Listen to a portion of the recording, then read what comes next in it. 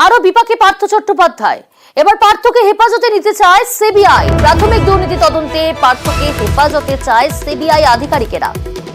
প্রাক্তন শিক্ষামন্ত্রীর পাশাপাশি অয়নশীল তাকে হেফাজতে চায় সিবিআই। অমিত রয়েছে সহকর্মী অমিত, সিবিআই সূত্রে কি খবর, কি আবেদন সিবিআই এর?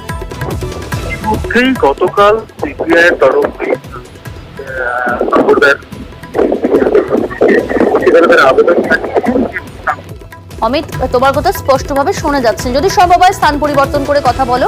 আপনাদের জানাবো আরো বিপাকে কি পার্থ চট্টোপাধ্যায়, তার কারণ এবার পার্থকে হেফাজতে নিতে চাইছে সিবিআই আধিকারিকেরা।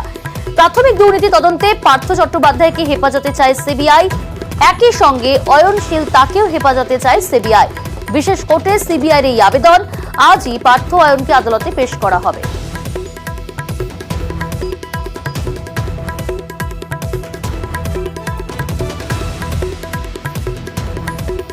অমিত রয়েছে সহকর্মী।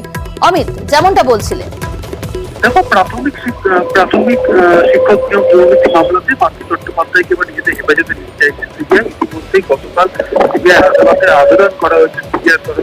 আজকে তার প্রোডাকশন ওয়ারেন্টের বিরুদ্ধে তারা আবেদন করেছিল আর আদালতের তরফে বেশ।